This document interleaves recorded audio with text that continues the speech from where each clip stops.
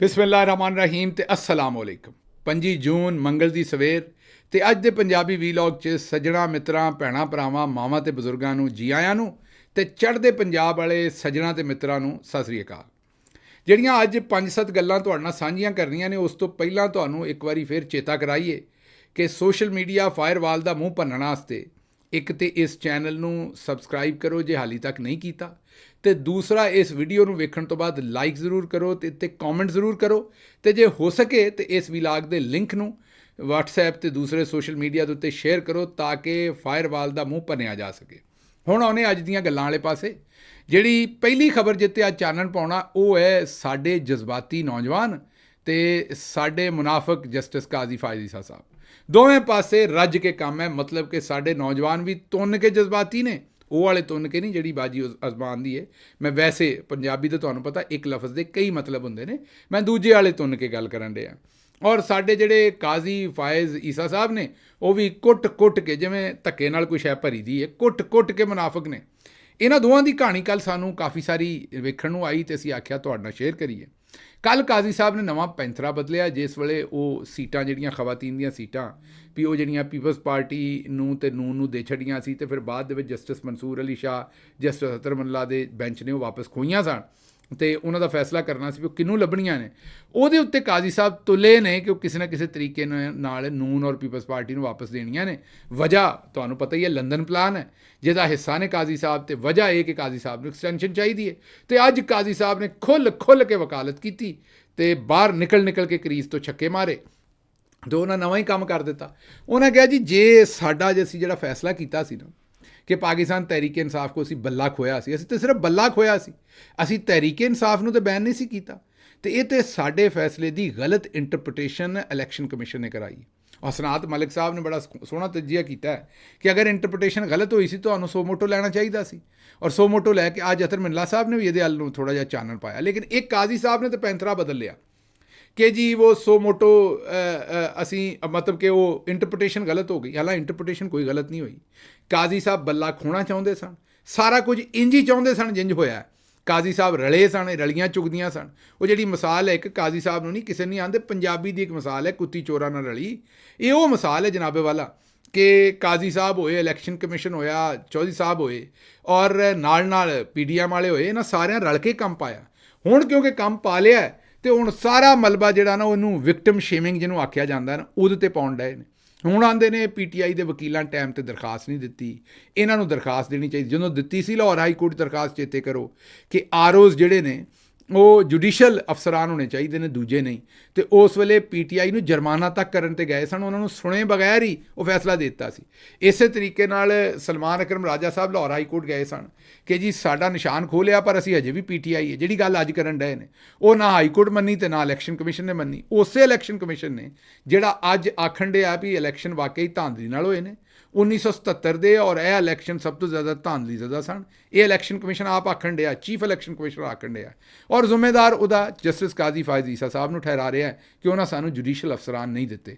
ਔਰ ਕਾਜ਼ੀ ਸਾਹਿਬ ਆਂਦੇ ਨੇ ਕਿ ਮੈਂ ਉਸੇ ਇਲੈਕਸ਼ਨ ਕਮਿਸ਼ਨ ਨੂੰ ਜਿਹਨੇ ਧਾਂਦਲੀ ਕੀਤੀ ਔਰ ਹੁਣ ਆਪਣੀ ਉਸ ਧਾਂਦਲੀ ਦਾ ਜ਼ਿੰਮੇਦਾਰ ਸੁਪਰੀਮ ਕੋਰਟ ਨੂੰ ਆਖ ਰਿਹਾ।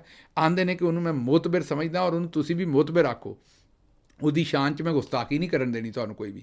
ਇੱਕ ਕਾਜ਼ੀ ਸਾਹਿਬ ਅਦਾਲਤ ਤੋਂ ਕਾਜ਼ੀ ਸਾਹਿਬ ਇਹ ਮਾਰਿਆ ਪੈਂਥਰਾ। ਸਾਡੇ ਕੁਝ ਸਹਾਫੀ ਦੋਸਤ, ਮੈਂ ਹੀ ਆਖਾਂਗਾ, ਮਤਲਬ ਜ਼ਾਹਿਰ ਹੈ ਉਹਨਾਂ ਦੀ ਬਦਨੀਤੀ ਨਹੀਂ, ਸਾਦਗੀ ਉਹਨਾਂ ਦੀ ਮੈਂ ਆਖਾਂਗਾ, ਉਹ ਵੀ ਲੱਠ ਲੈ ਕੇ ਪਾਕਿਸਤਾਨ ਤਹਿਰੀਕ ਇਨਸਾਫ ਦੇ ਵਕੀਲਾਂ ਦੇ ਪਿੱਛੇ ਚੜ੍ਹ ਗਏ। ਫਵਾਦ ਚੌਧਰੀ ਸਾਹਿਬ ਦਾ ਵੀ ਅੱਜ ਇੱਕ ਟਵੀਟ ਆਇਆ ਵੀ ਇਹ ਸਾਰਾ ਮਸਲਾ ਪਾਕਿਸਤਾਨ ਤਹਿਰੀਕ ਇਨਸਾਫ ਦੇ ਵਕੀਲਾਂ 'ਚ ਹੈ। ਤੇ ਉਸ ਤੋਂ ਬਾਅਦ ਸਾਡੇ ਸੋਸ਼ਲ ਮੀਡੀਆ ਵਾਲਿਆਂ ਨੇ ਵੀ ਲੱਠ ਚੁੱਕ ਲਈ ਆਪਣੇ ਵਕੀਲਾਂ ਦੇ ਪਿੱਛੇ। ਮਤਲਬ ਤੁਸੀਂ ਇਹ ਦੱਸਣਾ ਚਾਹੁੰਦੇ ਹੋ ਮੈਨੂੰ ਵੀ ਕਾਜ਼ੀ ਸਾਹਿਬ ਜਿਹੜੇ ਨੇ ਉਹ ਚੂਚੇ ਨੇ, ਉਹਨਾਂ ਇਹ ਸਾਰਾ ਕੁਛ ਬੜੀ ਮਾਸੂਮੀਅਤ 'ਚ ਕੀਤਾ। ਬੱਲੇ ਦਾ ਨਿਸ਼ਾਨ ਖੋਣਾ, ROs ਦੇ ਫੈਸਲੇ, ਬਾਕੀ ਸਾਰਾ ਜਿੰਨਾ ਵੀ ਧੱਕਾ ਉਹਨਾਂ ਇਲੈਕਸ਼ਨ ਦਾ ਕੀਤਾ, ਜਿਹੜੀ ਬਦਤਮੀਜ਼ੀ ਕੀਤੀ, ਬਦਮਾਸ਼ੀ ਕੀਤੀ ਦੂਸਰੇ ਲਫ਼ਜ਼ਾਂ 'ਚ ਅਦਾਲਤ 'ਚ ਬਹਿ ਕੇ, ਇਹ ਸਾਰਾ ਕੁਝ ਤੁਹਾਨੂੰ ਲੱਗਦਾ ਵੀ ਇਹ ਵਕੀਲਾਂ ਦੀ ਕਮਜ਼ੋਰੀ ਸੀ? ਵਕੀਲਾਂ ਦੇ ਬੜੀਆਂ ਦਰਖਾਸਤਾਂ ਦਿੱਤੀਆਂ ਨੇ। ਇਹੀ ਗੱਲ ਸੁਣ ਲਓ ਬੱਲੇ ਦੇ ਨਿਸ਼ਾਨ ਵਾਲੀ। ਬੱਲੇ ਦੇ ਨਿਸ਼ਾਨ ਤੇ ਫੈਸਲ ਸਦੀਕੀ ਸਾਹਿਬ ਨੇ ਹੁਣ ਤੋਂ ਕਈ ਹਫ਼ਤੇ ਪਹਿਲੇ ਕਾਜ਼ੀ ਸਾਹਿਬ ਨੂੰ ਅਦਾਲਤ 'ਚ ਕਿਹਾ ਕਿ ਸਰ ਇਹਦੇ 'ਤੇ ਗੱਲ ਨਾ ਕਰੋ, ਇਹਦੀ ਜਿਹੜੀ ਹੈ ਨਾ ਉਹ ਰਿਵਿਊ ਤੁਹਾਡੇ ਸਾਹਮਣੇ ਲੱਗਾ ਹੈ। ਉਹਨਾਂ ਕਿਹਾ ਅੱਛਾ, ਮੁਝੇ ਤਾਂ ਪਤਾ ਹੀ ਨਹੀਂ। ਚੰਦ ਹਫ਼ਤੇ ਤੋਂ ਬਾਅਦ ਕਾਜ਼ੀ ਸਾਹਿਬ ਫਿਰ ਠੋਕ ਦਿੱਤਾ, ਖਤ ਠੋਕ ਦਿੱਤਾ ਬ੍ਰਿਟਿਸ਼ ਅੰਬੈਸੀ ਨੂੰ, ਉਹਦੇ ਵਿੱਚ ਉਹਦਾ ਜ਼ਿਕਰ ਕੀਤਾ ਉਸੇ ਸਾਰੀ ਗੱਲਬਾਤ ਦਾ, ਔਰ ਆਪਣਾ ਓਪੀਨੀਅਨ ਵੀ ਦਿੱਤਾ। ਫਿਰ ਕਿਸੇ ਵਕੀਲ ਨੇ ਉਹਨਾਂ ਨੂੰ ਅਦਾਲਤ 'ਚ ਕਿਹਾ ਵੀ ਉਹਦਾ ਰਿਵਿਊ ਲੱਗਾ, ਪੂਰਾ ਪਾਕਿਸਤਾਨ ਉਹਨੇ ਤਨਕੀਦ ਕੀਤੀ ਉਸ ਖਤ 'ਤੇ ਕਿ ਰਿਵਿਊ ਪਾਇਆ PTI ਨੇ, ਤੁਸੀਂ ਸੁਣਦੇ ਨਹੀਂ। ਅਤੇ ਅੱਜ ਆਂਦੇ ਮੈਨੂੰ ਤਾਂ ਪਤਾ ਹੀ ਨਹੀਂ ਰਿਵਿਊ ਦੀ ਐਪਲੀਕੇਸ਼ਨ ਵੀ ਪਾਈ ਹੈ। ਅਤੇ ਇਸ ਵਾਸਤੇ ਮੈਂ ਜਜ਼ਬਾਤੀ ਸੱਜਣਾਂ ਨੂੰ ਕਹਾਂਗਾ ਵੀ ਇਹ ਕਾਜ਼ੀ ਸਾਹਿਬ ਤੁਹਾਡੇ 'ਤੇ ਪੈਂਥਰਾ ਸੁੱਟਿਆ ਹੈ। ਇਹ ਪਾਕਿਸਤਾਨ ਦੀ ਮਿਲਟਰੀ ਇਸਟੈਬਲਿਸ਼ਮੈਂਟ, ਇਲੈਕਸ਼ਨ ਕਮਿਸ਼ਨ ਅਤੇ ਕਾਜ਼ੀ ਸਾਹਿਬ ਇਹੀ ਚਾਹੁੰਦੇ ਨੇ ਵੀ ਤੁਸੀਂ ਆਪੋ 'ਚ ਲੜੋ। ਜਿਹੜਾ ਕੰਮ ਉਹਨਾਂ ਤੁਹਾਨੂੰ ਪਾਇਆ ਤੁਸੀਂ ਇੱਕ ਦੂਜੇ ਦਾ, ਇਹ ਇੰਝ ਹੀ ਹੈ ਜਿਵੇਂ ਕਿਸੇ ਖਾਤੂਨ ਦੇ ਨਾਲ ਜ਼ਿਆਦਤੀ ਹੋ ਜਾਂਦੀ ਹੈ ਅਤੇ ਉਸ ਤੋਂ ਬਾਅਦ ਮਾਸ਼ਰਾ ਉਹਨੂੰ ਹੀ ਜ਼ਿੰਮੇਦਾਰ ਬਣਾਉਂਦਾ ਹੈ, ਉਹਦੇ 'ਤੇ ਗੁਨਾਹ ਕੱਢਦਾ, ਤੂੰ ਕੱਪੜੇ ਇਹੋ ਜਿਹੇ ਪਾਏ ਸੀ, ਤੂੰ ਖਲੋਤੀ ਇੱਥੇ ਸੀ, ਤੂੰ ਉੱਥੇ ਗਈ ਸੀ, ਤੇਰੇ ਨਾਲ ਤਦ ਹੋਇਆ। ਜਿੰਨੇ ਗਲਤ ਕੰਮ ਕੀਤਾ ਹੁੰਦਾ ਉਹਨੂੰ ਨਹੀਂ ਪੁੱਛਦੇ ਬਹੁਤਾ, ਬਲਕਿ ਉਸ ਖਤੂਨ ਦੇ ਉੱਤੇ ਜ਼ਿਆਦਾ ਜਿਹੜਾ ਉਹ ਜ਼ੋਰ ਚੱਲਦਾ ਹੈ। ਇਹਨੂੰ ਹੀ ਵਿਕਟਮ ਸ਼ੇਮਿੰਗ ਕਹਿੰਦੇ ਨੇ। ਇਹ ਕਰਤੂਤ ਅਸੀਂ ਕਰ ਰਹੇ ਹਾਂ ਕੱਲ੍ਹ ਦੀ। ਅਤੇ ਮੈਂ ਆਪਣੇ ਸੋਸ਼ਲ ਮੀਡੀਆ ਦੇ ਯਾਰਾਂ ਸੱਜਣਾਂ ਨੂੰ ਇਹ ਕਹਾਂਗਾ ਵੀ ਇੰਜ ਨਾ ਕਰੋ, ਮਿਹਰਬਾਨੀ ਕਰੋ, ਕੋਈ ਅਕਲ ਨੂੰ ਹੱਥ ਮਾਰੋ, ਉਹ ਵਕਤ ਚੇਤਾ ਕਰੋ ਸਾਰਾ। ਉਸ ਵਕਤ ਦੇ ਵਿੱਚ ਕਿਹੋ ਜਿਹਾ ਵਕਤ ਬਣਾਇਆ ਸੀ ਇਹਨਾਂ, ਪਾਰਟੀ ਦੇ ਅੰਦਰ ਵੀ ਬੰਦੇ ਛੱਡੇ, ਬਾਹਰ ਵੀ, ਸਾਰਾ ਕੁਝ ਕਰਕੇ ਕੋਈ ਦਰਖਾਸਤ ਕੁਝ ਵੀ ਤੁਸੀਂ ਕਰਦੇ ਨਤੀਜਾ ਕਾਜ਼ੀ ਨਹੀਂ ਕੱਢਣਾ ਸੀ, ਕਿਉਂਕਿ ਉਹ ਅੰਨੇ ਵਾਹ ਬਦਮਾਸ਼ੀ ਹੋ ਰਹੀ ਸੀ। ਕੋਈ ਹੋਰ ਉਹਦੇ ਲਈ ਲਫ਼ਜ਼ ਜਿਹੜਾ ਉਹ ਮੁਨਾਸਬ ਨਹੀਂ ਹੈਗਾ। ਅੰਨੇ ਵਾਹ ਉਸ ਵੇਲੇ ਬਦਮਾਸ਼ੀ ਹੋਈ, ਔਰ ਜੋ ਦਿਲ ਕੀਤਾ ਉਹਨਾਂ ਚਮਦੀਆਂ ਚਲਾਈਆਂ ਉਸ ਵੇਲੇ। ਅਤੇ ਉਸ ਵੇਲੇ ਭਾਈ ਮੇਰੇ ਜਿਹੜੀ ਮਰਜ਼ੀ ਦਰਖਾਸਤ ਦਿੰਦੇ, ਜਿਹੜਾ ਮਰਜ਼ੀ ਵਕੀਲ ਹੁੰਦਾ, ਇਹ ਸਾਰਾ ਕੁਝ ਇੰਝ ਹੀ ਹੋਣਾ ਸੀ ਔਰ ਇਸੇ ਤਰ੍ਹਾਂ ਹੀ ਹੋਣਾ ਸੀ। ਅੱਛਾ ਜੀ, ਅਗਲੀ ਖਬਰ ਤੁਹਾਡੇ ਸਾਹਮਣੇ ਰੱਖਣੀ ਹੈ ਕਿ ਪੰਜਾਬ ਤੋਂ ਆਪਰੇਸ਼ਨ ਸ਼ੁਰੂ ਕਰੋ ਜੀ। ਹਾਂਜੀ, ਇਹ ਇਫਤਖਾਰ ਹੁਸੈਨ ਸਾਹਿਬ ਜਿਹੜੇ ANP ਦੇ ਨੇ, ਉਹਨਾਂ ਨੇ ਬਿਆਨ ਦਿੱਤਾ ਜੀ KP ਤੋਂ ਕਿਉਂ ਆਪਰੇਸ਼ਨ ਸ਼ੁਰੂ ਕਰਨਾ, ਪੰਜਾਬ ਤੋਂ ਕਰੋ। ਗੱਲ ਦੇ ਵਿੱਚ ਵਜ਼ਨ ਤੇ ਹੈ। ਹਫ਼ਤਾ ਪਹਿਲਾਂ ਹੀ ਤਾਂ ਪੰਜਾਬ ਦੀ ਚੀਫ ਮਿਨਿਸਟਰ ਨੇ ਆਖਿਆ ਵੀ ਇੱਥੇ ਦਫਾ 144 ਲਾਉਣ ਲੱਗੇ ਹੈ, ਕਿਉਂਕਿ ਇਹ ਸਾਡੇ ਸੂਬੇ 'ਚ ਦਹਿਸ਼ਤਗਰਦੀ ਦਾ ਬਹੁਤ ਜ਼ਿਆਦਾ ਖਤਰਾ ਹੈ। ਇੱਥੇ ਬੰਦੇ ਇਕੱਠੇ ਨਹੀਂ ਹੋ ਸਕਦੇ, 4 ਤੋਂ ਜ਼ਿਆਦਾ, ਕੋਈ ਇਜਤਮਾ ਨਹੀਂ ਹੋ ਸਕਦਾ, ਦਹਿਸ਼ਤਗਰਦੀ ਹੋ ਸਕਦੀ ਹੈ। ਇਹਨਾਂ ਹਾਲਾਤ ਦੇ ਵਿੱਚ ਜਦੋਂ ਸੂਬੇ ਦੀ ਚੀਫ ਮਿਨਿਸਟਰ ਆਪ ਆਖਣ ਰਹੀ ਹੈ ਔਰ ਦਫਾ 144 ਵੀ ਨਾਫਜ਼ ਕਰ ਦਿੱਤੀ ਹੈ, ਅਤੇ ਫਿਰ ਸਭ ਤੋਂ ਜ਼ਿਆਦਾ ਹੱਕ ਜਿਹੜਾ ਹੈ ਜਾਂ ਸਭ ਤੋਂ ਪਹਿਲੇ ਆਪਰੇਸ਼ਨ ਤਾਂ ਵਾਕਈ ਪੰਜਾਬ 'ਚ ਹੀ ਹੋਣਾ ਚਾਹੀਦਾ। ਜਿੰਨੇ ਬੰਦੇ ਪੰਜਾਬ 'ਚ ਫੜੇ ਨੇ CTD ਨੇ ਔਰ ਉਹਨਾਂ ਦੇ ਰਿਮਾਂਡ ਲਏ ਨੇ, ਪੰਜਾਬ ਹਕੂਮਤ ਨੇ ਕੱਲ੍ਹ ਹੀ ਕੋਈ ਇੱਕ ਉੱਥੇ ਆਪਣਾ ਜਮ੍ਹਾਂ ਕਰਵਾਈ ਹੈ ਰਿਪੋਰਟ, ਜਿਹੜੀ ਪੰਜਾਬ ਹਕੂਮਤ ਨੇ 9 ਮਈ ਤੋਂ ਬਾਅਦ ਦੀ ਰਿਪੋਰਟ ਜਮ੍ਹਾਂ ਕਰਵਾਈ ਹੈ, ਜਿਹਦੇ 'ਚ ਪੰਜਾਬ ਹਕੂਮਤ ਨੇ ਮੰਨਿਆ ਕਿ 4700 ਫਾਰਮ 47 ਦੀ ਗੱਲ ਨਹੀਂ ਹੋਣ ਡਈ, ਇਹ 4700 ਮੀਨ 4700 ਲੋਕ ਜਿਹੜੇ ਨੇ ਉਹ 3 MPO 'ਚ ਗ੍ਰਿਫਤਾਰ ਕੀਤੇ ਨੇ, ਅੰਗਰੇਜ਼ ਦੇ ਬਣਾਏ ਹੋਏ ਕਾਲੇ ਕਾਨੂੰਨ 'ਚ 9 ਮਈ ਤੋਂ ਬਾਅਦ, ਜਿਨ੍ਹਾਂ 'ਚੋਂ 1232 ਪੀਪਲ ਜਿਹੜੇ ਨੇ, 1238 ਲੋਕ ਜਿਹੜੇ ਨੇ, 1238 ਉਹ ਗਾਇਬ ਨੇ, ਉਹਨਾਂ ਦਾ ਕੋਈ ਪਤਾ ਨਹੀਂ ਕਿੱਧਰ ਗਏ ਨੇ। ਅਤੇ ਕਹਿਣ ਦਾ ਮਤਲਬ ਹੈ ਕਿ ਜੇ ਸੂਬੇ ਦੇ ਹਾਲਾਤ ਇਹ ਹੋਣ ਕਿ ਜਿੱਥੇ ਹਰ ਰੋਜ਼ CTD ਵਾਲੇ ਜਿਹੜੇ ਨੇ ਉਹ ਦਰਜਨਾਂ 'ਚ ਬੰਦੇ ਫੜਦੇ ਹੋਣ, ਅਤੇ ਮੈਨੂੰ ਦੱਸੋ ਆਪਰੇਸ਼ਨ ਉੱਥੋਂ ਹੋਣਾ ਚਾਹੀਦਾ ਜਾਂ ਕਿਤੇ ਹੋਰ। ਬਾਜੀ ਤੇ ਆਪ ਮੰਨ ਗਈ ਵੀ ਮੇਰੇ ਸੂਬੇ ਦੇ ਹਾਲਾਤ ਬੜੇ ਖ਼ਰਾਬ ਨੇ, ਅਤੇ ਫਿਰ ਮੇਰਾ ਖਿਆਲ ਹੈ ਆਪਰੇਸ਼ਨ, ਕਿਉਂਕਿ ਤਹਿਰੀਕ ਇਸਤਹਿਕਾਮ ਵੀ ਇੱਥੇ ਹੀ ਬਣੀ ਸੀ ਇਸੇ ਸੂਬੇ 'ਚ ਹੀ, ਹੁਣ ਆਪਰੇਸ਼ਨ ਦਾ ਨਾਮ ਹੀ ਅਜ਼ਮ ਇਸਤਹਿਕਾਮ ਹੈ, ਕੋਈ ਇੱਕੋ ਹੀ ਬੰਦਾ ਹੈ ਦੋਵੇਂ ਨਾਂ ਰੱਖਣ ਵਾਲਾ। ਅਤੇ ਫਿਰ ਮੇਰਾ ਖਿਆਲ ਹੈ ਉਹ ਵੀ ਪੰਜਾਬ 'ਚ ਹੀ ਬਣਾਈ ਸੀ, ਇਹ ਵੀ ਪੰਜਾਬ ਤੋਂ ਹੀ ਸ਼ੁਰੂ ਕਰ ਲਈਏ, ਮੇਰਾ ਖਿਆਲ ਠੀਕ ਗੱਲ ਹੈ ਵੀ। ਅੱਛਾ ਜੀ, ਅਗਲੀ ਗੱਲ ਜਿਹੜੀ ਹੈ ਉਹ ਪਾਰ ਹੀ ਕਰ ਛੱਡੀਏ। ਸਰਦਾਰ ਯੂਸਫ ਸਾਹਿਬ ਇਹ ਵੀ ਫਾਰਮ 47 'ਤੇ ਜਿੱਤੇ ਨੇ ਮਾਨਸੇਰੇ ਤੋਂ, ਉਹਨਾਂ ਤਕਰੀਰ ਕੀਤੀ। ਅੱਜ ਕੱਲ੍ਹ ਡਰੇ ਨੇ, ਸਨਾਉਲਾ ਮਸਤੀ ਖੇਲ ਨੇ ਜਦੋਂ ਦੀ ਚੁੱਕਣ ਵਾਲੀ ਗੱਲ ਕੀਤੀ ਹੈ ਨਾ, ਅੱਜ ਕੱਲ੍ਹ ਸਾਰੇ ਹੀ ਡਰੇ ਨੇ ਅਤੇ ਕਿਸੇ ਨੇ ਵੀ ਨਹੀਂ ਚੁੱਕੇ, ਸਾਰੇ ਮੇਰਾ ਮਤਲਬ ਹੈ ਨਾ ਬਗੈਰ ਚੁੱਕਣ ਤੋਂ ਗੱਲ ਕਰਦੇ ਨੇ। ਉਹਨਾਂ ਨੇ ਅੱਜ ਸਰਦਾਰ ਯੂਸਫ ਸਾਹਿਬ ਫਾਰਮ 47 'ਤੇ ਜਿੱਤ ਕੇ ਆਏ ਨੇ, ਉਹਨਾਂ ਗੱਲ ਅਖੀਰ ਕਰਤੀ, ਉਹਨਾਂ ਕਿਹਾ 1947 ਦੇ ਵਿੱਚ ਪਾਕਿਸਤਾਨ ਮੁਸਲਿਮ ਲੀਗ ਨੂਨ ਨੇ ਬਣਾਇਆ ਸੀ। कोई 45-47 का ताना देते हैं, भाई 45-47 अभी है, हम 47 वाले 1947 में पाकिस्तान मुस्लिम लीग नून ने पाकिस्तान बनाया, हम 47 वाले।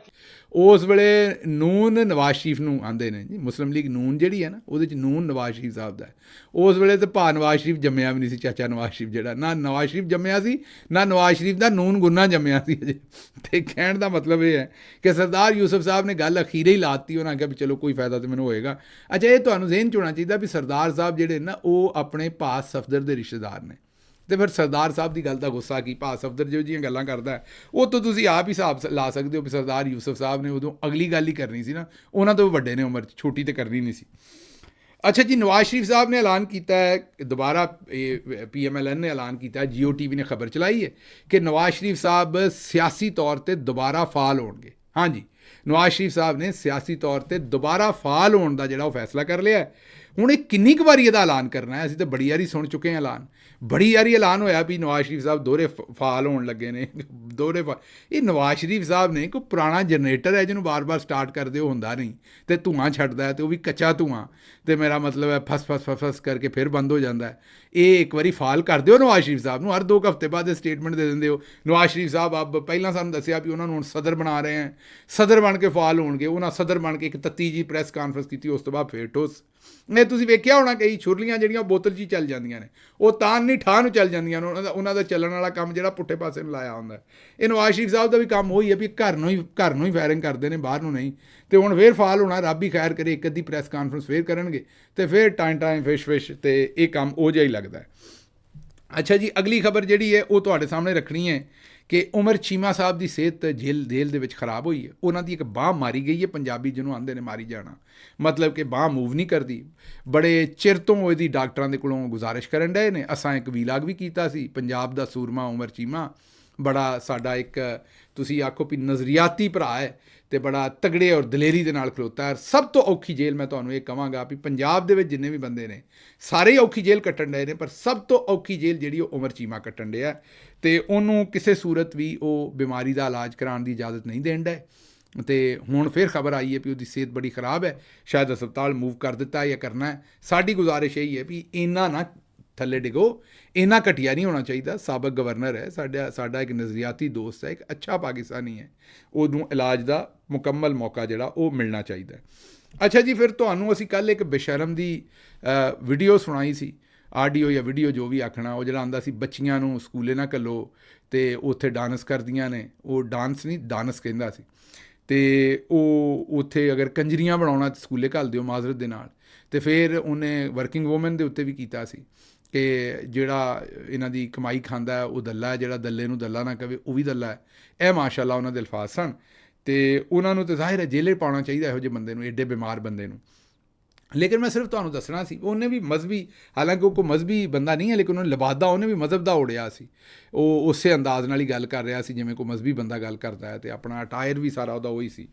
ਅੱਜ ਤੁਹਾਨੂੰ ਹਿੰਦੁਸਤਾਨ ਤੋਂ ਸੁਣਾਉਣੇ ਇੱਕ, ਉੱਥੇ ਵੀ ਇੱਕ ਜਨਾਬੇ ਵਾਲਾ ਇਹੋ ਜਿਹੀ ਗਿਆਨੀ ਨੇ, ਉਹ ਕੀ ਫਰਮਾਉਂਦੇ ਨੇ ਸੁਣੋ। आईफोन का नाम सुना है? सबसे बड़ा ब्रांड है ना। आईफोन का कोई भी प्रोडक्ट आप देखते हैं कटा हुआ एप्पल बना होता है, खाया हुआ। पता है ये कहां से आया? हाँ, हमारे भारत में एक संत हुए हैं नीम करोली महाराज जी, नाम सुना होगा, नीम करोली वाले बाबा जी, सुना आपने कभी? एक संत हुए हैं हमारे भारत में बड़े दिव्य, नीम करोली वाले बाबा जी। उनके पास एक शिष्य आया अमेरिका का, उसने बोला गुरु जी हम कोई फैक्ट्री डालना चाहते हैं, बताओ क्या उसका नाम और क्या? तो महाराज जी के पास वहां एक एप्पल रखा हुआ था, सेब। तो महाराज जी ने सेब को खाया और खा के चेले को पकड़ा दिया, ये रहा तेरी फैक्ट्री का सैंपल। बस खाया हुआ एप्पल महाराज जी ने दिया उस अमेरिका के शिष्य को, उसने उस खाए हुए एप्पल को इतना बड़ा ब्रांड बना दिया कि आज पूरी दुनिया में सबसे बड़ा ब्रांड है उसका एप्पल, आईफोन इत्यादि बहुत सारे उपकरण हैं आपके। ਸੁਣ ਲਿਆ ਜੇ, ਉਹਨਾਂ ਤੁਹਾਨੂੰ ਦੱਸਿਆ ਵੀ ਐਪਲ ਦਾ ਜਿਹੜਾ ਉਹ ਲੋਗੋ ਜਾਂ ਸਿੰਬਲ ਹੈ ਨਾ, ਉਹ ਉਹਨਾਂ ਦਾ ਕਿੱਥੋਂ ਆਇਆ ਅਤੇ ਕਿਵੇਂ ਬਣਿਆ ਅਤੇ ਕਿਹਨੇ ਬਣਾ ਕੇ ਦਿੱਤਾ ਹੈ।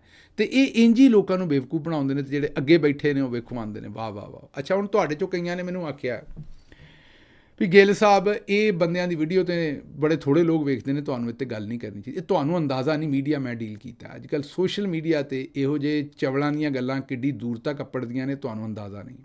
ਇਸ ਲਈ ਜਿਹੜੀ ਚੀਜ਼ ਨੂੰ ਤੁਸੀਂ ਸਮਝਦੇ ਹੋ ਨਾ, ਇੱਥੇ ਗੱਲ ਕਰਨ ਦੀ ਲੋੜ ਨਹੀਂ। ਉਹ ਕੈਂਸਰ ਤਰ੍ਹਾਂ ਥੱਲੇ ਫੈਲਣ ਡਈ ਹੁੰਦੀ, ਕਿਉਂਕਿ ਲੋਕੀ ਸਾਦਾ ਨੇ ਸਾਡੇ। ਇਸ ਵਾਸਤੇ ਇਹੋ ਜਿਹੇ ਬੰਦਿਆਂ ਦਾ ਮੱਕੂ ਠੱਪਣਾ, ਇਹਨਾਂ ਦਾ ਮੂੰਹ ਭੰਨਣਾ ਟਾਈਮ ਦੇ ਉੱਤੇ ਬੜਾ ਜ਼ਰੂਰੀ ਹੁੰਦਾ ਹੈ। ਇਹ ਅਸੀਂ ਬੜਾ ਸੋਚ ਸਮਝ ਕੇ ਇਹੋ ਜਿਹੀ ਗੱਲ ਜਿਹੜੀ ਉਹ ਕਰੀ ਦੀ ਹੈ।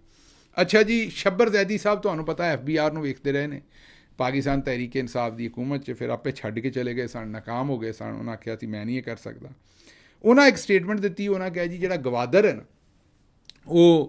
ਉਹਦਾ 91% ਜਿਹੜਾ ਹੈ ਨਾ ਜੀ, ਉਹ ਹਿੱਸਾ ਸ਼ੇਅਰ ਮੁਨਾਫਾ ਜੋ ਵੀ ਉਹਦੇ 'ਚ ਕਹਿ ਲਓ, ਉਹ ਪੱਤੀ ਜਿਹੜੀ ਉਹ ਚਾਈਨਾ ਦੀ ਹੈ, ਅਤੇ 9% ਸਾਡੇ ਕੋਲ ਹੈ, ਪਾਕਿਸਤਾਨ ਕੋਲ ਹੈ।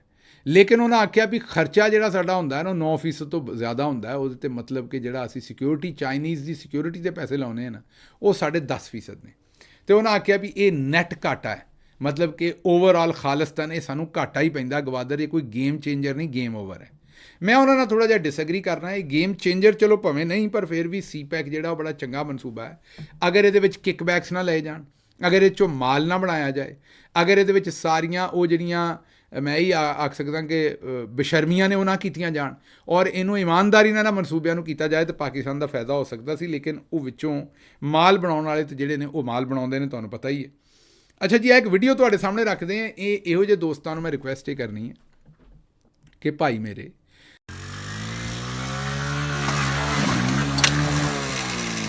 ਪਹਿਲੀ ਗੱਲ ਤੇ ਆਪਣੀ ਜਾਨ ਦੀ ਹਿਫਾਜ਼ਤ ਕਰੋ, ਆਪਣੀ ਜਾਨ ਦੇ ਬਾਰੇ ਸੋਚੋ, ਬੰਦੇ ਦੇ ਪੁੱਤਰ ਬਣੋ, ਘਰ ਮਾਂ ਹੋਏਗੀ, ਭੈਣ ਹੋਏਗੀ, ਉਹ ਤੁਹਾਡੇ ਬਾਰੇ ਤੁਸੀਂ ਜਿੱਡੇ ਵੀ ਚਵਲ ਜੇ ਮਾਜ਼ਰਤ ਨਾ, ਪਰ ਮਾਮਾ ਭੈਣਾਂ ਵਾਸਤੇ ਤਾਂ ਤੁਸੀਂ ਉਹਨਾਂ ਦੇ ਸ਼ੇਰ ਬੱਗੇ ਹੋ ਨਾ, ਤੇ ਆਪਣੀ ਮਾਂ ਦੇ, ਆਪਣੀ ਭੈਣ ਦਾ, ਆਪਣੀ ਬੇਗਮ ਦਾ, ਆਪਣੇ ਘਰ ਵਾਲਿਆਂ ਦਾ ਖਿਆਲ ਕਰੋ, ਬੱਚਿਆਂ ਦਾ ਖਿਆਲ ਕਰੋ।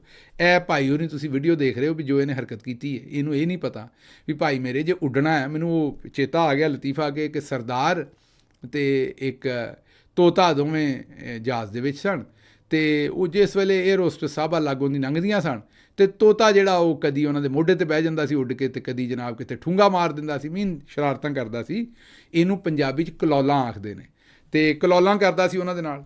ਅਤੇ ਉਹ ਹੁਣ ਜਿਹੜੀ 에ਅਰ ਹੋਸਟਸ ਸਾਹਿਬਾਂ ਸਨ ਉਹ ਵੀ ਰਾਜ਼ੀ ਸਨ, ਉਹ ਵੀ ਖੁਸ਼ ਸਨ ਵੀ ਕਲੋਲਾਂ ਕਰਨ ਡਿਆ, ਚਲੋ ਤੋਤਾ ਵਿਚਾਰਾ ਮਾਸੂਮ ਹੈ, ਚਲੋ ਖੇਡਣ ਮੱਲਣ ਡਿਆ ਅਤੇ ਖੈਰ ਹੈ।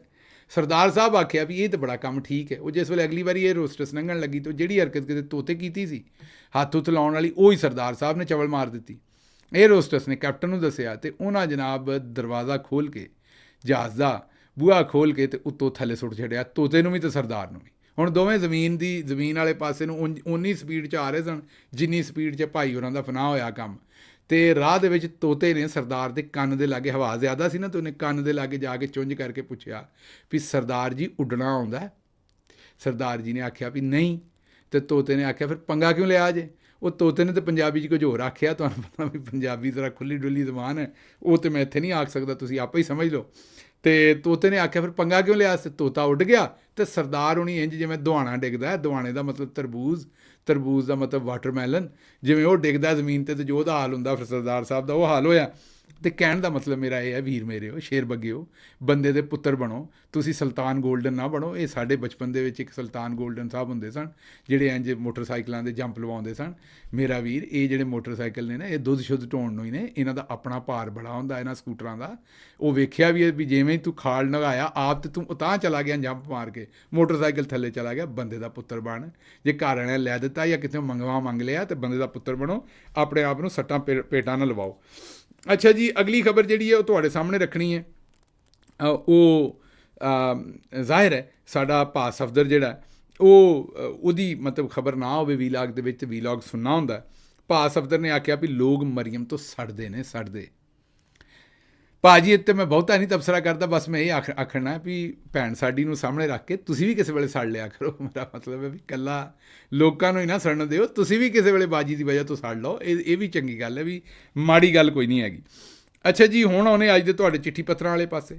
ਪਹਿਲਾ ਜਿਹੜਾ ਚਿੱਠੀ ਪੱਤਰ ਹੈ ਜੀ, ਉਹ ਤੁਹਾਡੇ ਸਾਹਮਣੇ ਅਸੀਂ ਰੱਖਦੇ ਹਾਂ। ਉਹਨਾਂ ਆਖਿਆ ਕਿ ਡਾਕਟਰ ਸਾਹਿਬ ਮੇਰੇ 3 ਬੇਟੇ ਨੇ। ਉਹ ਅਸਲ ਇਹ ਦੱਸਣਾ ਚਾਹ ਰਹੇ ਨੇ ਵੀ ਅੱਜ ਕੱਲ੍ਹ ਦੀਆਂ ਬੇਟੀਆਂ ਜਿਹੜੀਆਂ ਨੇ ਬੜੀਆਂ ਸਿਆਣੀਆਂ ਨੇ, ਸਮਝਦਾਰ ਨੇ, ਅਤੇ ਪੜ੍ਹੀ ਲਿਖੀ ਜਿਹੜੀ ਔਰਤ ਹੈ ਉਹ ਹੀ ਮਾਸ਼ਰੇ ਨੂੰ ਅੱਗੇ ਖੜ ਸਕਦੀ ਹੈ, ਅਤੇ ਇਸ ਵਾਸਤੇ ਬੱਚੀਆਂ ਨੂੰ ਪੜ੍ਹਾਉਣਾ ਚਾਹੀਦਾ। ਅਤੇ ਇਹ ਜਿਹੜਾ ਵੀ ਬੰਦਾ ਚਵਲ ਮਾਰਨ ਡਿਆ ਸੀ, ਇਹ ਗਲਤ ਗੱਲ ਕਰਨ ਡਿਆ ਸੀ। ਇਹ ਉਹਨਾਂ ਦੇ ਕਹਿਣ ਦਾ ਮਕਸਦ ਹੈ।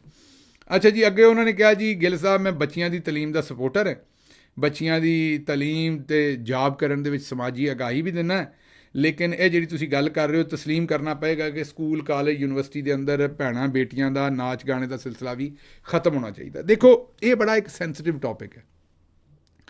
ਉਹ ਕਹਿੰਦੇ ਨੇ ਵੀ ਜਦੋਂ ਰੂਮ 'ਚ ਹੋਵੋ ਅਤੇ ਉਹੋ ਜਿਹੀ ਹਰਕਤ ਕਰੋ ਜਿਹੋ ਜਿਹੇ ਰੂਮ ਵਾਲੇ ਕਰਦੇ ਨੇ। ਹਾਂ, ਅੰਗਰੇਜ਼ੀ 'ਚ ਉਹਨੂੰ ਰੋਮ ਕਹਿੰਦੇ ਨੇ, ਉਰਦੂ ਪੰਜਾਬੀ 'ਚ ਰੂਮ ਆਖਦੇ ਨੇ। ਵੇਖੋ, ਇਹ ਗੱਲ ਤਾਂ ਦਰੁਸਤ ਹੈ ਕਿ ਹਰ ਜਗ੍ਹਾ ਦੇ ਉੱਤੇ ਜ਼ਾਹਿਰ ਹੈ ਜਿਹੜਾ ਕੰਮ ਨਿਊਯਾਰਕ 'ਚ ਹੋ ਸਕਦਾ ਹੈ ਜਾਂ ਜਿਹੜਾ ਕੰਮ ਲੰਦਨ 'ਚ ਹੋ ਸਕਦਾ, ਇਸਲਾਮਾਬਾਦ 'ਚ ਹੋ ਸਕਦਾ, ਉਹ ਕੰਮ ਸ਼ਾਇਦ ਕਿਸੇ ਕਬਾਇਲੀ ਇਲਾਕੇ ਦੇ ਵਿੱਚ, ਕਿਸੇ ਰਿਮੋਟ ਇਲਾਕੇ 'ਚ ਨਹੀਂ ਹੋ ਸਕਦਾ। ਹਰ ਇਲਾਕੇ ਦਾ ਆਪਣਾ ਕਲਚਰ ਹੈ। ਲੇਕਿਨ ਅਗਰ ਕੋਈ ਬੰਦਾ ਇੱਕ ਜਿਹੜਾ ਹੈ ਉਹ ਕਲਚਰ ਤੋਂ ਹਟ ਕੇ, ਮੈਂ ਗਲਤ ਔਰ ਸਹੀ ਨਹੀਂ ਆਖਣ ਡਿਆ, ਕਲਚਰ ਤੋਂ ਹਟ ਕੇ ਕੋਈ ਕੰਮ ਕਰਦਾ, ਉਹਦਾ ਮਤਲਬ ਇਹ ਥੋੜ੍ਹੀ ਹੈ ਵੀ ਸਾਰੇ ਬੱਚਿਆਂ ਦਾ ਸਕੂਲ ਜਾਣਾ ਬੰਦ ਕਰ ਦਿਓ। ਉਹ ਵੀ ਮੈਂ ਇਹੀ ਆਖਣ ਡਿਆ ਵਾਰ-ਵਾਰ ਵੀ ਉਹ ਕਲਚਰ ਤੋਂ ਹਟ ਕੇ ਕੰਮ ਕਰਦੇ, ਤੁਹਾਡੇ ਕਲਚਰ ਤੋਂ ਹਟ ਕੇ, ਸਮਝਦੇ ਹੋ ਨਾ। ਜ਼ਰੂਰੀ ਨਹੀਂ ਕਿ ਉਹ ਕੰਮ ਭੈੜਾ ਜਾਂ ਚੰਗਾ ਹੈ, ਤੁਹਾਡਾ ਕਲਚਰ ਨਹੀਂ ਹੋ। ਅਤੇ ਆਹਿਸਤਾ ਆਹਿਸਤਾ ਕਲਚਰਸ ਖੁੱਲ੍ਹਦੇ ਨੇ, ਇੱਕ ਦੂਜੇ ਨੂੰ ਅੰਡਰਸਟੈਂਡ ਕਰਦੇ ਨੇ, ਉਹ ਤੁਹਾਨੂੰ ਅੰਡਰਸਟੈਂਡ ਕਰਨਗੇ, ਤੁਸੀਂ ਉਹਨਾਂ ਨੂੰ ਕਰੋਗੇ।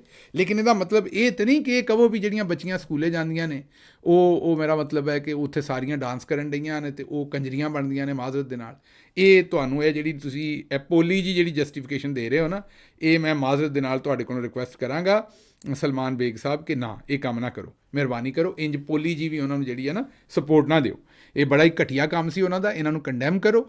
ਬਾਕੀ ਮੈਂ ਤੁਹਾਨੂੰ ਪਹਿਲਾਂ ਵੀ ਆਖਿਆ ਵੀ ਜਿਵੇਂ ਪਾਕਿਸਤਾਨ ਦੇ ਵਿੱਚ ਤੁਸੀਂ ਵੇਖਿਆ ਵੀ ਕਿਸੇ ਵੀ ਸਮੁੰਦਰ ਦੇ ਕਿਨਾਰੇ 'ਤੇ ਉਹ ਜਿਹੇ ਕੱਪੜੇ ਪਾ ਕੇ ਕੋਈ ਵੀ ਖਵਾਤੀਨ ਜਿਹੜੀਆਂ ਉਹ ਨਹੀਂ ਜਾਂਦੀਆਂ, ਜਿਵੇਂ ਉਹ ਯੂਰਪ ਦੇ ਵਿੱਚ ਜਾਂ ਦੂਸਰੀ ਜਗ੍ਹਾ 'ਤੇ। ਮੈਂ ਅਮਰੀਕਾ ਤੋਂ ਜਿਸ ਵੇਲੇ ਫੋਰਨ ਟ੍ਰਿਪਸ ਦੇ ਉੱਤੇ ਅਮਰੀਕੀ ਫੀਮੇਲ ਸਟੂਡੈਂਟਸ ਨੂੰ ਅਸਾਂ ਲੈ ਕੇ ਜਾਂਦੇ ਸਨ ਨਾਲ, ਜ਼ਾਹਿਰ ਹੈ ਉਹ ਗੋਰੀਆਂ ਹੁੰਦੀਆਂ ਸਨ, ਉਹਨਾਂ ਦੇ ਵਿੱਚ ਜ਼ਿਆਦਾ ਤਾਦਾਦ ਮਤਲਬ ਕਿ ਅਮਰੀਕੀ ਸਟੂਡੈਂਟਸ ਹੁੰਦੀਆਂ ਸਨ। ਅਤੇ ਉਹਨਾਂ ਨੂੰ ਪਹਿਲਾਂ ਯੂਨੀਵਰਸਿਟੀ 'ਚ ਟ੍ਰੇਨਿੰਗ ਦੇਈਦੀ ਸੀ ਕਿ ਤੁਸੀਂ ਫਲਾਣੇ ਮੁਲਕ ਚੱਲੇ ਹੋ। ਉੱਥੇ ਫੋਰ ਐਗਜ਼ਾਮਪਲ ਅਗਰ ਅਸੀਂ UAE ਗਏ ਤਾਂ ਉਹਨਾਂ ਨੂੰ ਦੱਸਿਆ ਵੀ ਉੱਥੇ ਮਸਜਿਦ ਜਾਣਾ ਹੈ ਅਤੇ ਉੱਥੋਂ ਦੇ ਅਦਬ-ਆਦਾਬ ਨੇ, ਇਹੋ ਜਿਹੇ ਕੱਪੜੇ ਪਾਉਣੇ ਨੇ। ਜਾਂ ਕਿਸੇ ਹੋਰ ਕੰਜ਼ਰਵੇਟਿਵ ਕੰਟਰੀ 'ਚ ਗਏ ਤਾਂ ਉਹਨਾਂ ਨੂੰ ਦੱਸੀਦਾ ਸੀ, ਯੂਨੀਵਰਸਿਟੀ 'ਚ ਬਕਾਇਦਾ ਟ੍ਰੇਨਿੰਗ ਦੇਈਦੀ ਸੀ ਇਸ ਗੱਲ ਦੀ, ਦੱਸੀਦਾ ਸੀ ਕਿ ਉੱਥੇ ਇਹੋ ਜਿਹੇ ਕੱਪੜੇ ਪਾਉਣੇ ਨੇ, ਇਹੋ ਜਿਹੇ ਨਹੀਂ ਪਾਉਣੇ, ਇਹੋ ਜਿਹੇ ਕੱਪੜੇ ਸੇਫ ਨੇ, ਇਹੋ ਜਿਹੇ ਨਹੀਂ ਸੇਫ, ਇਹੋ ਜਿਹੇ ਕੱਪੜੇ ਪਾਓਗੇ ਤਾਂ ਉਸ ਕਲਚਰ ਦੇ ਮੁਤਾਬਕ ਹੋਵੋਗੇ। ਜਾਂ ਆਪਣੇ ਆਪ ਨੂੰ ਚੋਰੀ ਤੋਂ ਕਿਵੇਂ ਬਚਾਉਣਾ, ਲੁੱਟੇ ਜਾਣ ਤੋਂ ਕਿਵੇਂ ਬਚਾਉਣਾ ਹੈ, ਸਾਰੀਆਂ ਚੀਜ਼ਾਂ ਜਿਹੜੀਆਂ ਉਹਨਾਂ ਨੂੰ ਸਮਝਾਈ ਦੀਆਂ ਸਨ। ਇਹ ਮਤਲਬ ਕਹਿਣ ਦਾ ਹੈ ਕਿ ਕੋਈ ਅਨੋਖੀ ਗੱਲ ਨਹੀਂ, ਜਿੱਥੇ ਜਾਈਏ ਉੱਥੋਂ ਦੇ ਕਲਚਰ ਰਹਿਤ ਬਹਿਤ ਦੇ ਹਿਸਾਬ ਨਾਲ ਰਹਿਣਾ ਬਹਿਣਾ ਚਾਹੀਦਾ। ਮੈਂ ਐਗਰੀ ਕਰਨਾ ਤੁਹਾਡੇ ਨਾਲ, ਲੇਕਿਨ ਉਸ ਦੇ ਬਾਵਜੂਦ ਬੱਚੀਆਂ ਦੇ ਸਕੂਲ ਦੇ ਉੱਤੇ ਤਾਂ ਇਹੋ ਜਿਹੀ ਵਾਹਿਯਾਤ ਗੱਲ ਨਹੀਂ ਕਰਨੀ ਚਾਹੀਦੀ। ਅੱਛਾ ਜੀ, ਅਗਲਾ ਰਾਓ ਰਿਆਜ਼ ਅਲੀ ਸਾਹਿਬ ਆਉਂਦੇ ਨੇ ਕਿ ਮੇਰੀ ਆਮਦਨ 25,000 ਹੈ ਅਤੇ ਮੇਰਾ ਬਿਜਲੀ ਦਾ ਬਿੱਲ 23,000 ਆਇਆ। ਰਾਓ ਸਾਹਿਬ ਤੁਹਾਨੂੰ ਲੱਗੇਗਾ, ਉਹ ਆਉਂਦੇ ਨੇ ਵੀ ਸ਼ਹਬਾਜ਼ ਭਾਈ ਮੈਨੂੰ ਦੱਸੋ ਵੀ ਮੈਂ ਕੀ ਕਰਾਂ। ਮੈਂ ਮੇਰੀ ਜਾਨ ਤੁਹਾਨੂੰ ਕੀ ਦੱਸਾਂ, ਇਹ ਉਹੀ ਗੱਲ ਹੈ ਮੈਂ ਤੁਹਾਨੂੰ ਦੱਸਿਆ ਵੀ 27 ਸਾਲ ਤੁਸੀਂ ਇਮਰਾਨ ਖਾਨ ਨੂੰ ਖਪਾਇਆ। ਜਦੋਂ ਤੁਹਾਨੂੰ ਆਂਦੇ ਸਨ ਵੀ ਇਹ ਚੋਰ ਨੇ ਬਚ ਜਾਓ, ਅਤੇ ਤੁਸੀਂ ਆਂਦੇ ਤਾਂ ਖਾਂਦਾ ਵੀ ਹੈ ਅਤੇ ਲਾਉਂਦਾ ਵੀ ਹੈ। ਅਤੇ ਉਹ ਜ਼ਾਹਿਰ ਹੈ ਨਾਲ ਚੌਧਰੀ ਸਾਹਿਬ ਦਾ ਵੀ, ਚੌਧਰੀ ਨਿਜ਼ਾਮੁਦੀਨ ਸਾਹਿਬ ਦਾ ਵੀ ਨਾਲ ਕੰਮ ਸੀ, ਇਕੱਲਾ ਕੋਈ ਤੁਹਾਡਾ ਨਹੀਂ ਸੀ। ਅਤੇ ਹੁਣ ਇਹ ਕਿਕਬੈਕ ਲੈ ਕੇ ਨਿਕਲ ਗਏ ਨੇ ਅਤੇ ਹੁਣ ਸਾਨੂੰ ਭਰਨੇ ਪੈਣੇ ਨੇ ਪੈਸੇ। ਸ਼ੁਕਰ ਕਰੋ ਮੈਨੂੰ ਅੱਜ ਸਾਡੀ ਇੱਕ ਜਾਣਨ ਵਾਲੇ ਨੇ ਮੇਰੇ ਉਹ ਦੱਸਣ ਡਏ ਸਨ ਵੀ ਉਹਨਾਂ ਦੇ ਕੋਲ ਕੋਈ ਬੰਦਾ ਕੰਮ ਕਰਦਾ ਹੈ ਅਤੇ ਉਹਦੀ ਜਿਹੜੀ ਤਨਖਾਹ ਹੈ ਉਹ ਤੋਂ ਦੂਣਾ ਬਿੱਲ ਆ ਗਿਆ। ਹਾਂਜੀ, ਜਿੰਨੀ ਉਹਦੀ ਤਨਖਾਹ ਮਜ਼ਦੂਰ ਦੀ ਉਹਨਾਂ ਦੇ ਕੋਲ, ਉਸ ਤੋਂ ਦੂਣਾ ਬਿੱਲ ਆ ਗਿਆ। ਅਤੇ ਵੀਰ ਮੇਰੇ ਇਹ ਤਾਂ ਬੜਾ ਮੁਸ਼ਕਿਲ ਕੰਮ ਹੈ, ਪੂਰੇ ਪਾਕਿਸਤਾਨ ਦਾ ਰੌਲਾ, ਕਿਉਂਕਿ ਇਹਨਾਂ ਚੋਰਾਂ ਨੇ ਕਰ ਹੀ ਇਹ ਦਿੱਤਾ। ਅੱਛਾ ਜੀ, ਇਹ ਉਹਨਾਂ ਆਖਿਆ ਜੀ ਵਰਕਿੰਗ ਲੇਡੀ, ਹੈਦਰ ਖਟਕ ਸਾਹਿਬ ਆਉਂਦੇ ਨੇ ਵਰਕਿੰਗ ਲੇਡੀ ਦੀ ਜਿਹੜੀ ਇਨਸਲਟ ਇਹਨੇ ਕੀਤੀ ਹੈ, ਇਹਦੇ 'ਤੇ ਹਿਊਮਨ ਰਾਈਟਸ ਦੀਆਂ ਆਰਗੇਨਾਈਜੇਸ਼ਨਸ ਜਿਹੜੀਆਂ ਨੇ ਉਹ ਕਿੱਥੇ ਨੇ ਅਤੇ ਕਿਉਂ ਨਹੀਂ ਗੱਲ ਕਰਦੀਆਂ। ਕਰਨਾ ਚਾਹੀਦਾ ਉਹਨਾਂ ਨੂੰ ਬਿਲਕੁਲ, ਔਰ ਇਹਦੀ ਮਜ਼ੰਮਤ ਵੀ ਕਰਨੀ ਚਾਹੀਦੀ ਔਰ ਭਰਪੂਰ ਆਵਾਜ਼ ਚੁੱਕਣੀ ਚਾਹੀਦੀ ਹੈ।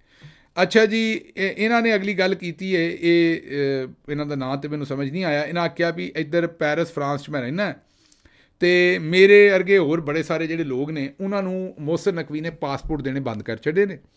ਸਾਨੂੰ ਪਾਸਪੋਰਟ ਨਹੀਂ ਮਿਲ ਰਹੇ। ਪਾਸਪੋਰਟ ਨਾ ਹੋਵੇ ਤਾਂ ਅਸੀਂ ਇੱਥੋਂ ਪੇਪਰ ਹੀ ਨਹੀਂ ਬਣਾ ਸਕਦੇ, ਕਿਉਂਕਿ ਪਾਸਪੋਰਟ ਹੋਏਗਾ ਅਤੇ ਉਹਦੇ ਨਾਲ ਹੀ ਅਸੀਂ ਇੱਥੋਂ ਦੇ ਜਿਹੜੇ ਬਾਕੀ ਪੇਪਰ ਨੇ ਉਹ ਬਣਵਾ ਸਕਦੇ ਹਾਂ, ਜਿਸ ਤਰ੍ਹਾਂ ਕਿ ਹਸਪਤਾਲ ਦਾ ਕੋਈ ਜਾਂ ਬੈਂਕ ਦਾ ਜਾਂ ਕੋਈ ਹੋਰ ਚੀਜ਼ ਅਸੀਂ ਇੱਥੇ ਬਣਾਉਣੀ ਹੈ ਲੋਕਲ, ਅਤੇ ਉਹ ਸਾਨੂੰ ਪਾਕਿਸਤਾਨੀ ਪਾਸਪੋਰਟ ਉਹਦੇ ਵਾਸਤੇ ਜ਼ਰੂਰੀ ਚਾਹੀਦਾ ਹੈ। ਅਤੇ ਜੇ ਪਾਸਪੋਰਟ ਹੀ ਨਹੀਂ ਬਣਾ ਕੇ ਦਿਓਗੇ ਤਾਂ ਅਸੀਂ ਇੱਥੇ ਕਾਗਜ਼ਾਤ ਕਿਵੇਂ ਬਣਾਵਾਂਗੇ ਅਤੇ ਕਿਵੇਂ ਇੱਥੇ ਲੀਗਲ ਹੋਵਾਂਗੇ ਅਤੇ ਕੀ ਕਰਾਂਗੇ। ਇਹ ਦੇਖੋ, ਇਹ ਤਾਂ ਬੇਸ਼ਰਮੀ ਹੈ ਇਹਨਾਂ ਦੀ।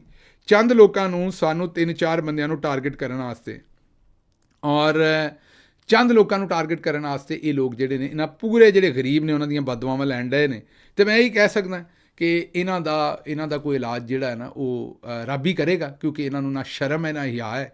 ਅਤੇ ਆਵਾਜ਼ ਅਸੀਂ ਚੁੱਕ ਸਕਦੇ ਹਾਂ, ਤੁਹਾਡੇ ਵਾਸਤੇ ਚੁੱਕ ਰਹੇ, ਔਰ ਇਹ ਕਰ ਸਕਦੇ ਹਾਂ ਕਿ ਅਦਾਲਤ ਦੇ ਵਿੱਚ ਪਟੀਸ਼ਨ ਕਰ ਦਈਏ। ਉਹ ਮੈਂ ਇੱਕ ਅੱਧੇ ਵਕੀਲ ਨਾਲ ਗੱਲ ਕੀਤੀ ਹੈ, ਇਨਸ਼ਾਅੱਲਾ ਅਦਾਲਤ 'ਚ ਪਟੀਸ਼ਨ ਕਰਕੇ ਅਤੇ ਕੋਸ਼ਿਸ਼ ਕਰਾਂਗੇ ਤੁਹਾਨੂੰ ਕੋਈ ਰਿਲੀਫ ਦਿਵਾਉਣ ਦੀ। ਲਓ ਜੀ, ਇਹਦੇ ਨਾਲ ਹੀ ਮੈਨੂੰ ਦਿਓ ਹੁਣ ਇਜਾਜ਼ਤ, ਤੇ ਰੱਬ ਰੱਖਾ।